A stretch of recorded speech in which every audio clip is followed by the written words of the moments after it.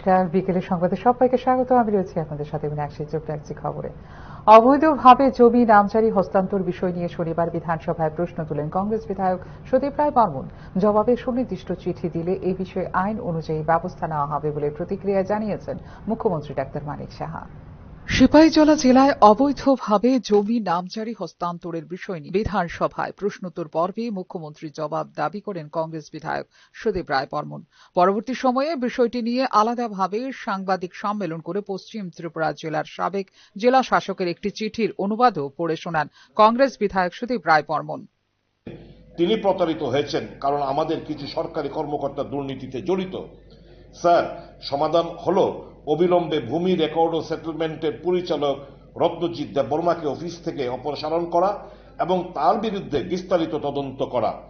জড়িত অন্য ব্যক্তি হলেন শ্রী তাপস চৌধুরী, পরিচালক ভূমি রেকর্ড ও সেটেলমেন্টের সিনিয়র কম্পিউটার সহকারী। অধিদপ্তরে তিনি 3 বছরের বেশি সময় ধরে কর্মরত কর্মীদের প্রতিস্থাপন করা প্রয়োজন।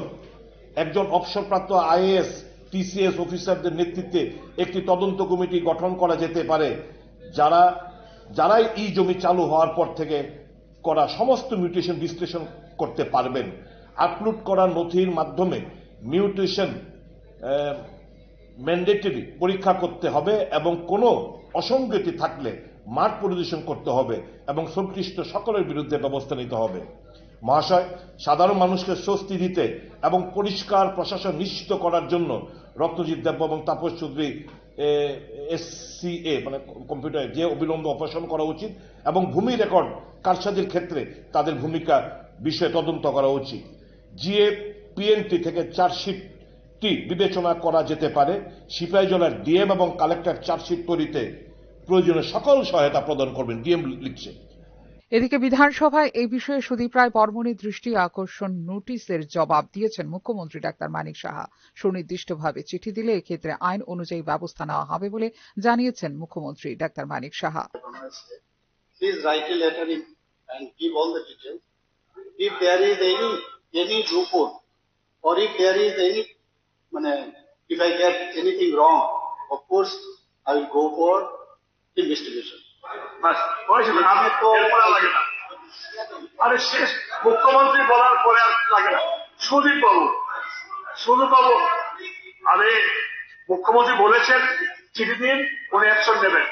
প্লিজ সুদীপ বাবু, আপনি প্রত্যেকটা দিন এসে অবৈধভাবে জমি হস্তান্তর নামজারি ইত্যাদি বিষয় নিয়ে গত 18 সেপ্টেম্বর 2023-এ জিএপিএনটি দপ্তরের সচিবকে একটি চিঠি দিয়েছিলেন সিপাহীজলার তৎকালীন জেলা শাসক। পরবর্তী সময়ে 12 অক্টোবর 2023 সালে বদলি করা হয় সংশ্লিষ্ট জেলা শাসককে। ফিউরো রিপোর্ট, নিউজ নাও। বর্তমানে রাজ্যে মাছের উৎপাদন বাড়ছে বছরে 85,805 মেট্রিক টন। এক্ষেত্রে ঘাটতি রয়েছে 31,000 মেট্রিক টন মাছ। শুক্রবার বিধানসভায় জানিয়েছেন মৎস্যমন্ত্রী সুধাংশু দাস। রাজ্যে বর্তমানে 1,17,287.6 মেট্রিক টন মাছের চাহিদা রয়েছে। এক্ষেত্রে বছরে মাথাপিছু মাছের চাহিদা হল প্রায় 27 কেজি। শুক্রবার বিধানসভার প্রশ্নোত্তর পর্বে জানিয়েছেন মৎস্যমন্ত্রী সুধাংশু দাস। যেটা দেখছি প্রায় 1,17,287.46 মেট্রিক টন ফিশ আমাদের এই রাজ্যে চাহিদা রয়েছে। অর্থাৎ 1,17,287 মেট্রিক টনের মাছের আমাদের ডিমান্ড আছে এই রাজ্যে। অর্থাৎ আমরা সবাই মিলে যে মাছ খাই, ফিশারি ডিপার্টমেন্টের তথ্য অনুযায়ী প্রত্যেক ব্যক্তি বছরে 27 কেজি মাছ প্রয়োজন। At the rate of 27 per head per. রাজ্যে বর্তমানে মাছের উৎপাদন 85,805 মেট্রিক টন। এক্ষেত্রে ঘাটতি রয়েছে প্রায় 31,000 মেট্রিক টন মাছ। ঘাটতি পূরণে অন্ধ্রপ্রদেশ, পশ্চিমবঙ্গ এবং কিছু ক্ষেত্রে বাংলাদেশ থেকে মৎস্য আমদানি করা হচ্ছে বলে এদিন জানিয়েছেন মন্ত্রী সুধাংশু দাস। প্রোডাকশন এই মুহূর্তে যেটা রয়েছে সেটা হচ্ছে 85,805 মেট্রিক টন। অর্থাৎ 2018 থেকে এখন পর্যন্ত প্রায় 10 থেকে 12,000 মেট্রিক টন মাছের উৎপাদন কিন্তু আমরা বৃদ্ধি করেছি। সেটা নিয়েও আমাদের 85,805 মেট্রিক টন মাছের আমাদের উৎপাদন আছে রাজ্যে। উৎপাদনের মূল যেটা উৎস আমাদের রাজ্যের নদী, নালা, জলাশয়, পুকুর, ইনল্যান্ড ফিশারি বা বড় জলাশয় যেটা ডুম্বুর জলাশয় রয়েছে, এই সবকিছু মিলে আমাদের 85,000 মেট্রিক টনের মাছের চাই। আমাদের উৎপাদন রয়েছে। স্বাভাবিক কারণে সেখানে 31,000 মেট্রিক টনের মাছের আমাদের ঘাটতি আছে। এই ঘাটতি মাছ আমরা বহিরাজ্য থেকে আনি, বিশেষ করে অন্ধ্রপ্রদেশ, ওয়েস্ট বেঙ্গল, কখনো কখনো আমাদের পার্শ্ববর্তী দেশ বাংলাদেশ থেকে আমরা রাজ্যের মৎস্য উৎপাদন বৃদ্ধি করার জন্য অব্যবহৃত জলাশয়গুলিকে মৎস্য চাষের উপযুক্ত করার উদ্যোগ নেওয়া হয়েছে বলে জানিয়েছেন মৎস্যমন্ত্রী সুধাংশু দাস। 2024-25 অর্থ বছরে 579.66 হেক্টর জলাশয় নতুনভাবে চিহ্নিত করা হয়েছে মৎস্য চাষের জন্য। মুখ্যমন্ত্রী মৎস্য বিকাশ যোজনায় ধান চাষীদের উৎসাহিত করা হচ্ছে মৎস্য চাষেও। মৎস্য সহায়তা যোজনায় মৎস্য চাষে উৎসাহিত করার জন্য 3,000 মৎস্য চাষীকে দেওয়া হয়েছে সহায়তা, জানিয়েছেন মন্ত্রী সুধাংশু দাস। মৎস্য চাষের জন্য ডম্বুর জলাশয়ে গড়ে তোলা হয়েছে 1,512টি এসকালচার। এছাড়া ঊনকোটি জেলায় 100 কোটি টাকা ব্যয়ে নির্মীয়মান ইন্টিগ্রেটেড একোয়া পার্ক থেকে 500 মেট্রিক টন মৎস্য উৎপাদনের লক্ষ্যমাত্রা ধার্য করা হয়েছে বলে এদিন বিধানসভায় জানিয়েছেন মৎস্যমন্ত্রী Sudhangshu Das. Bureau report, news now. মন্ত্রী রতনলাল নাথকে মন্ত্রিসভা থেকে বাদ দেওয়ার দাবিতে রাজ্যপাল ইন্দ্রসেনা রেড্ডির আদালতের কাছে চিঠি দিল উপজাতি গণমুক্তি পরিষদ। গত 24 মার্চ ত্রিপুরা বিধানসভায় শাসক দলের একজন মন্ত্রীর পরিবারকে সম্পৃক্ত করে যখন একটি দুর্নীতির মামলা নিয়ে আলোচনা করছিলেন বিরোধী দলনেতা জিতেন্দ্র চৌধুরী, তখন তার জাত এবং জাতিগত নিগ্রহের কথা তুলে ধরে এবং তাকে হুমকি দিয়ে বিরোধী দলনেতার সমালোচনা করেছিলেন মন্ত্রী রতনলাল নাথ বলে চিঠিতে লিখেছে গণমুক্তি পরিষদ। ফলে সমস্ত গণতান্ত্রিক মানুষ, বিশেষ করে আদিবাসীরা অপমানিত বোধ করছেন চরমভাবে। উল্লেখ করে হয়েছে জিএমপি এখনো পর্যন্ত ত্রিপুরা বিধানসভার ইতিহাসে কখনো এই ধরনের জাতিগত ঘটনা ঘটেনি বলে এই আচরণের তীব্র নিন্দা জানিয়েছে জিএমপি। মন্ত্রী রতনলাল নাথের আচরণে বিধানসভার সম্মান ক্ষুণ্ণ হয়েছে, তাই অতি সত্বরে তাঁকে মন্ত্রিসভা থেকে বরখাস্ত করা হোক বলে রাজ্যপালকে লেখা চিঠিতে উল্লেখ করেছে গণমুক্তি পরিষদ।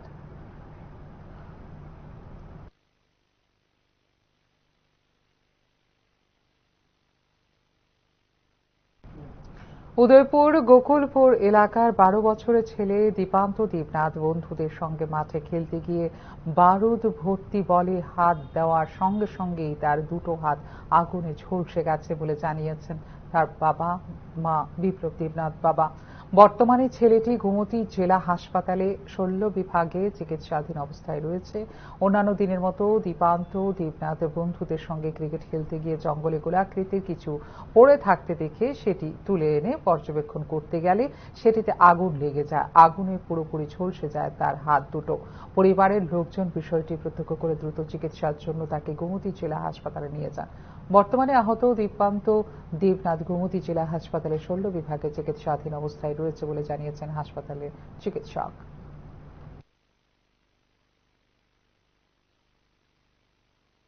ছেলেটার মা এসেছিল নিত্যনু দেবনাথ, 13 বছর, বললো যে খেলতে গিয়ে বল খুঁজতে গিয়ে হাত ঢুকিয়ে দিয়েছিল এটাই, কিন্তু ছেলেটা তো তখন ব্যথায় কাটছিল, মগের মধ্যে চলে হাত হয়ে এসেছিল, তো সার্জারি কিছু জানা গেছে কিভাবে হয়েছে, কিছু বলেছিল? ছেলেটার মা বললো বল খুঁজতে গিয়ে হাত ঢুকিয়ে দিয়েছিল।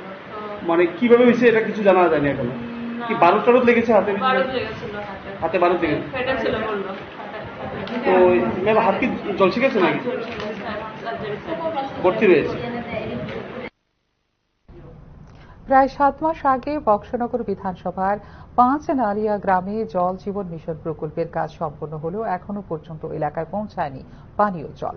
ঘটা করে জল জীবন মিশন প্রকল্পের অধীন হর ঘর জল প্রকল্পের কাজ হাতে নিয়ে বক্সনগর বিধানসভার মতিনগর পঞ্চায়েতের 6 নম্বর ওয়ার্ড এলাকার 5 নালিয়া গ্রামের প্রতিটি বাড়িতে পানীয় জলের সংযোগ স্থাপন করা হয়েছিল প্রায় 7 মাস আগে। দীর্ঘদিন পেরিয়ে গেলেও কেন এখনো পর্যন্ত ওই এলাকায় পানীয় জল সরবরাহ করা হয়নি তা নিয়ে অভিযোগ গ্রামবাসীদের।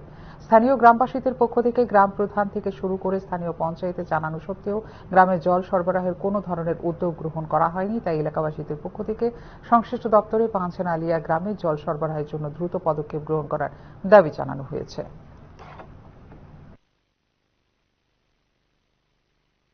আমরা তো পানির সমস্যা, পানি পাই না, প্রায় 4-5 বছর হলো পানি কষ্ট পাইতে আছি।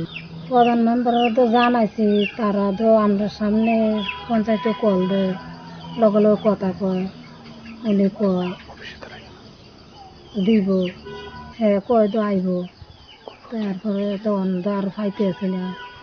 কোন পঞ্চায়েত এটা? এটা মতিনগর পঞ্চায়েত, আপনারা কত নম্বর ওয়ার্ড?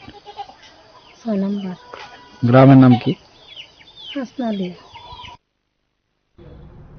এখনকার মতো এই মুহূর্তের সংবাদ এই পর্যন্ত। অন্যান্য আপডেটস দেখার জন্য অবশ্যই নজর রাখতে হবে নিউজ নাওর পর্দায়। নমস্কার।